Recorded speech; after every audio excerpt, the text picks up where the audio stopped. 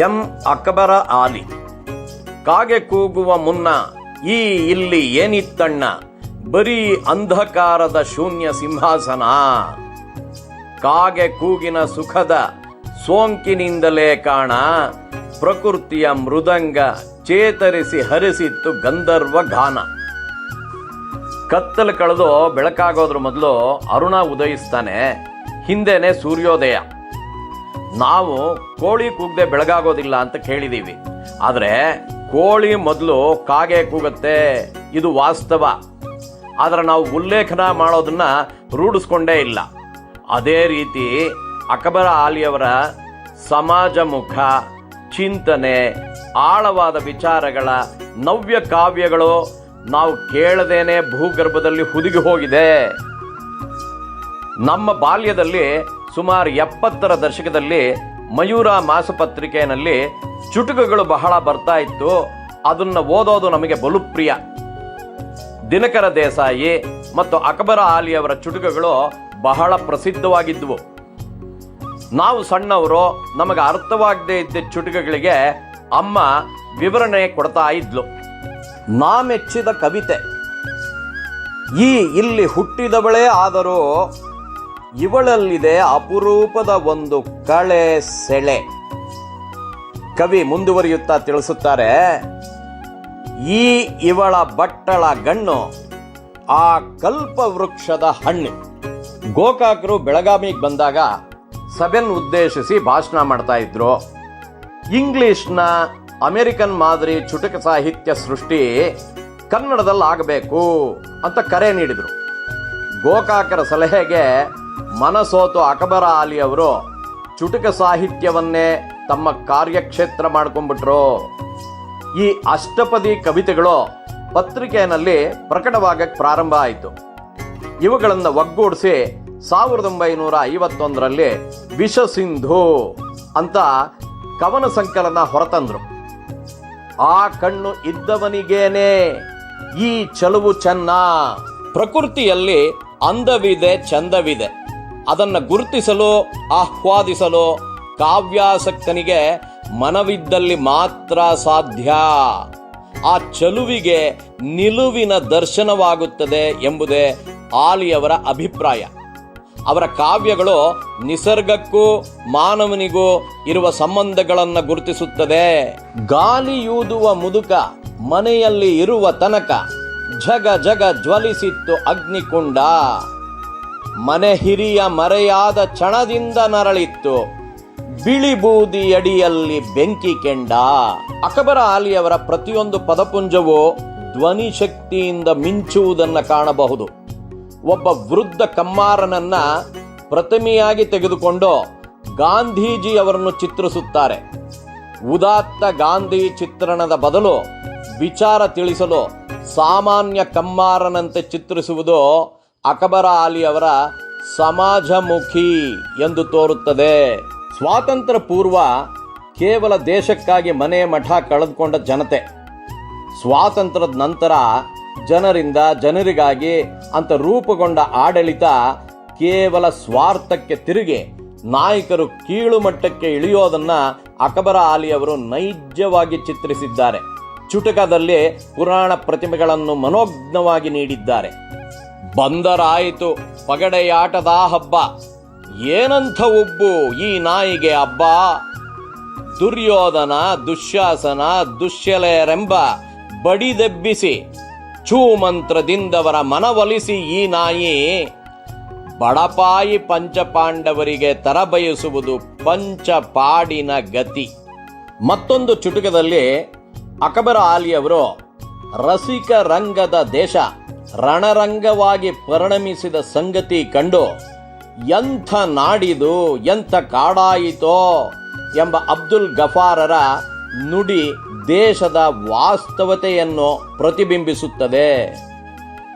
ಗಡಿನಾಡ ಗಾಂಧಿ 2 ದಶಕದ ಬಳಿಕ ಭಾರತಕ್ಕೆ ಭೇಟಿ ನೀಡಿದಾಗ ಅವರು ದೇಶ ಸರ್ವ ಜನಾಂಗದ ಶಾಂತಿ ಸಮೃದ್ಧಿಯ ಕಾಣಬಯಸಿದರೆ ಸ್ಥಿತಿಗತಿ ವಿರುದ್ಧವಾಗಿದ್ದುದನ್ನು ಅರಿತು ವಿಷಾದಿಸುತ್ತಾರೆ.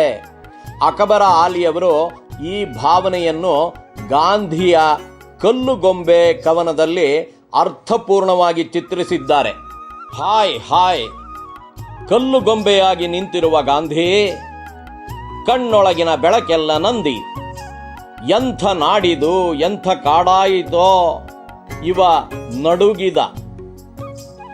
ಶಾಂತಿ ಸಮೃದ್ಧಿಯ ಕನಸು ಕಂಡ ಗಾಂಧಿ ಕಲ್ಲುಗೊಂಬೆಯಾಗಿ ಕಣ್ಣ ಕಾಂತಿ ಕಳೆದುಕೊಂಡು ಹಿಂಸೆಯ ನಾಡಾಯಿತು ಕಾಡಾಯಿತು ಎಂದು ಬೇಸರ ಪಡುವುದನ್ನು ಅಕಬರ ಆಲಿ ಅಡಕವಾಡುತ್ತಾರೆ. ಅಕಬರ ಆಲಿ ಅವರು 1960ರಲ್ಲಿ ಪುಣೆಯ ವೆಲ್ಲಿಂಗ್ಟನ್ ಕಾಲೇಜ್ನಿಂದ MA ಪದವಿ ಪಡೆದ ನಂತರ ಕಾರವಾರದ ಆರ್ಟ್ಸ್ ಮತ್ತು ಸೈನ್ಸ್ ಕಾಲೇಜ್ನಲ್ಲಿ ಪ್ರಾಧ್ಯಾಪಕರಾಗಿ ಸೇರಿ ವಿಭಾಗದ ಮುಖ್ಯಸ್ಥರಾಗಿ ಸೇವೆ ಸಲ್ಲಿಸಿದರು. 14 ವರ್ಷ ಕಾರವಾರದಲ್ಲಿ ಕಳೆದ ನಂತರ 1975ರಲ್ಲಿ ಮೈಸೂರು ವಿಶ್ವವಿದ್ಯಾನಿಲಯದ ಅಂಚೆ ಮತ್ತು ತೆರಪಿನ ಶಿಕ್ಷಣ ಸಂಸ್ಥೆಯಲ್ಲಿ ಕನ್ನಡ ಪ್ರಾಧ್ಯಾಪಕರಾಗಿ ಸೇವೆ ಸಲ್ಲಿಸಿ ನಿವೃತ್ತರಾದರು. 35 ವರ್ಷಗಳ ಕಾಲ ಕನ್ನಡ ಪ್ರಾಧ್ಯಾಪಕರಾಗಿ ಬೋಧನೆಯ ಜೊತೆಗೆ ಅಧ್ಯಯನ ಮುಂದುವರಿಸಿದರು. 1983ರಲ್ಲಿ ಸರ್ವಜ್ಞನ ಸಮಾನ ದರ್ಶನ ಮತ್ತು ಸಾಹಿತ್ಯ ಸತ್ಯ ಎಂಬ ಮಹಾಪ್ರಬಂಧ ಮಂಡಿಸಿ ಮೈಸೂರು ವಿಶ್ವವಿದ್ಯಾನಿಲಯದಲ್ಲಿ PhD ಪದವಿಯನ್ನು ಅಕಬರ ಆಲಿ ಅವರು ಪಡೆದರು. ಅಕಬರ ಆಲಿ ಅವರ ಪ್ರಕಟಿತ ಸಂಕಲನಗಳನ್ನು ಒಂದು ಪಟ್ಟಿ ಮಾಡಿದರೆ ಅನ್ನ, ನವಚೇತನ, ಸುಮನ ಸೌರಭ, ಗಂಧಕೇಶರ, ಆಯ್ದ ಕವನ ಸಂಕಲನ, ತಮಸಾ ನದಿ ಎಡಬಲದಿ. ಅಕಬರ ಆಲಿಯವರ ಚುಟುಕಗಳು, ಕಸಿ ಗುಲಾಬಿ ಕಥನ, ಬೆಳಕಿನ ಆರಾಧನೆ, ಅಕಬರ ಆಲಿಯವರ ಸಮಗ್ರ ಕವಿತೆಗಳು, ಅಕಬರ ಆಲಿಯವರ 100 ಕವಿತೆಗಳು, 500ಕ್ಕೂ ಹೆಚ್ಚು ಚುಟುಕಗಳು ಹಲವಾರು ಸಂಕಲನಗಳಲ್ಲಿ ಬೆರೆತು ಹೋಗಿದೆ. ಕಾವ್ಯದಷ್ಟೇ ಗದ್ಯ ಪ್ರಕಾರವನ್ನು ಪ್ರೀತಿಸುವ ಅಕಬರ ಆಲಿಯವರು ರಚಿಸಿದ್ದು ಪ್ರಬಂಧ ಪರಿಚಯ, ನಿರೀಕ್ಷೆಯಲ್ಲಿ ಕಾದಂಬರಿ. ಅಕಬರ ಆಲಿಯವರ 2 ವಿಮರ್ಶಾ ಕೃತಿಗಳು ಸಾಹಿತ್ಯ ವಿವೇಚನೆ ಮತ್ತು ಕನ್ನಡ ಕಾವ್ಯಾಧ್ಯಯನ. ಅಕಬರ ಆಲಿಯವರು ಭಾರತದ ಮುಸಲ್ಮಾನರು ಹೆಚ್ಚು ಅವಿದ್ಯಾವಂತರು, ಬಡತನದ ಬೇಗೆನಲ್ಲಿ ಬೆಂದವರು ಅಂತ ಭಾವಿಸ್ತಾರೆ. ಉತ್ತಮ ಮಾರ್ಗದರ್ಶನ ದೊರೆಯದೆ ಸಮಾಜದಲ್ಲಿ ಹೆಣ್ಣನ್ನು ಕೀಳಾಗಿ ಕಾಣುವ, ಪರಿಸರದ ಪರಿಚಯವಿಲ್ಲದೆ ಮನೆಯೊಳಗೆ ಕುದಿಯುವ ಹೆಣ್ಣಿನ ಬಗ್ಗೆ ಸಮಾಜಕ್ಕೆ ತಿಳುವಳಿಕೆ ನೀಡ್ತಾರೆ. ಎಂದಿಗೆ ನೀ ನಿನ್ನ ಕಣ್ಣ ಪೊರೆ ಕಳಚಿ ಬೆಳಕನ್ನು ಬರಮಾಡಿಕೊಳ್ಳುವಿ, ಓ ನನ್ನ ನಾದಾನ್ ಭಾಯಿ. ಸಮಾಜದಲ್ಲಿ ಅಜ್ಞಾನದ ಪೊರೆಯಿಂದ ಕಳಚಿಕೊಳ್ಳೋದು ಹೇಗೆ ಅಂತ ಪ್ರಶ್ನಿಸ್ತಾರೆ.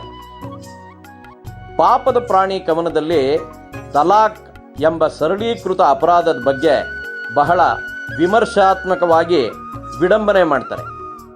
ಇಸ್ಲಾಮಿನ ತತ್ವವನ್ನು ಮರೆತು ಕೇವಲ ಗಂಡು ದಾಂಪತ್ಯ ಜೀವನದ ಅರಿವಿಲ್ಲದೆ ಹೆಣ್ಣನ್ನು ಗೌರವ ನೀಡದೆ ತಲಾಕ್ ನೀಡೋದ್ರ ಬಗ್ಗೆ ಪ್ರಶ್ನಿಸ್ತಾರೆ.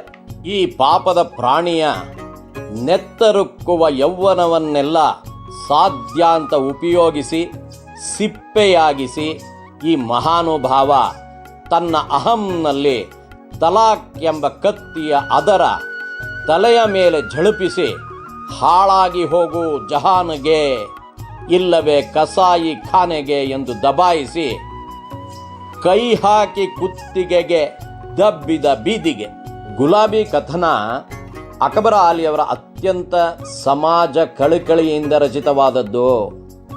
ಹೆಣ್ಣನ್ನು ಸಂಪೂರ್ಣವಾಗಿ ಭೋಗವಸ್ತುವಾಗಿ ಮಾಡಿಕೊಂಡು ಮುಂದೆ ಹಾಳಾಗಿ ಹೋಗು ಇಲ್ಲವೇ ಕಸಾಯಿ ಖಾನೆಗೆ ಹೋಗು ಎಂದು ದಾಂಪತ್ಯ ಅಂತ್ಯಗೊಳಿಸುವ ಗಂಡುಗಳಿಗೆ ಹೀಯಾಳಿಸುವ ಕ್ರಾಂತಿಕಾರಿ ಕವನ.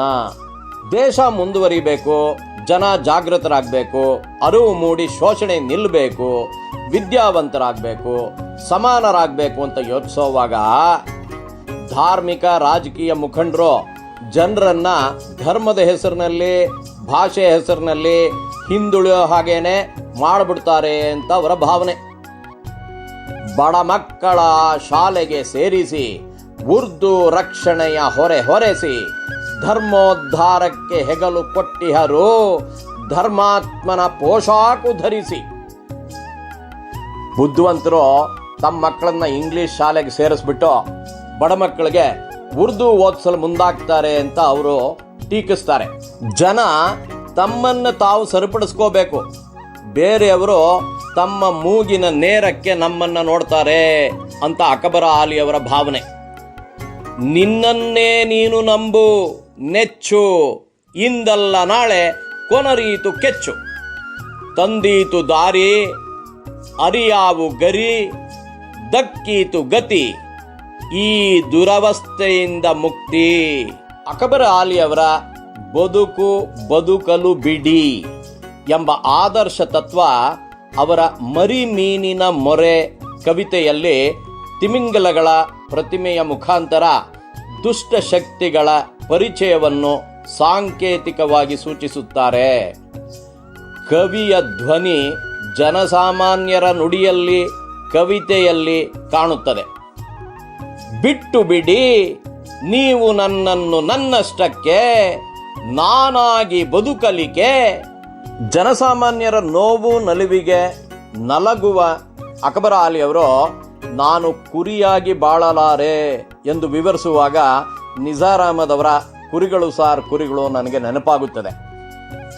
ಅಕಬರ ಆಲಿಯವರು ಹೇಳುತ್ತಾರೆ, ನೀವೇನೆಂದರೂ ಸರಿ, ನಿಮ್ಮೊಡನಿದ್ದು ನಿಮ್ಮಂತಾಗದೆ ಬಾಗದೆ ತನ್ನ ಕೇರವಾಗದೆ ಬದುಕುವುದೇ ನನ್ನ ಬದುಕು ಗುರಿ. ನಾನಾಗಲಾರೆ ಬರೀ ಬ್ಯಾ ಬ್ಯಾ ಎನ್ನುವ ಕುರಿ. ಮುಸ್ಲಿಂ ಜನಾಂಗ ಎಚ್ಚೆತ್ತುಕೊಳ್ಳಬೇಕು. ಮುಖಂಡರ ಮಾತು ಕೇಳಿ ವಿದ್ಯೆ ಗಳಿಸುವ ಬದಲು ಹಿಂಬಾಲಿಸುವುದೇ ಕಲಿತು ಕುರಿ ಮರಿಯಂತೆ ಬದುಕಬೇಡಿ. ನನ್ನ ಬದುಕು, ನನ್ನ ಗುರಿ ಪ್ರಾಮುಖ್ಯತೆ ಹೊಂದಬೇಕು ಎಂದು ಅಕಬರ ಆಲಿ ಕರೆ ನೀಡುತ್ತಾರೆ. ಅವರ ನಿಟ್ಟಿನಲ್ಲಿ ಬಂಡಾಯ ಎಂದರೆ ಬದಲಾವಣೆ. ಅಕಬರ ಆಲಿ ಅವರ ಪರಿಚಯದ ಮೊದಲನೆಯ ಭಾಗವನ್ನು ಇಲ್ಲಿಗೆ ಮುಗಿಸುತ್ತಿದ್ದೇನೆ. ನಮಸ್ಕಾರ. ಜಗನ್ನಾಥ್. ಎರಡನೆಯ ಭಾಗದಲ್ಲಿ ಅವರ ಇತರ ಕೃತಿಗಳ ಬಗ್ಗೆ ವಿಮರ್ಶೆ ಮಾಡೋಣ.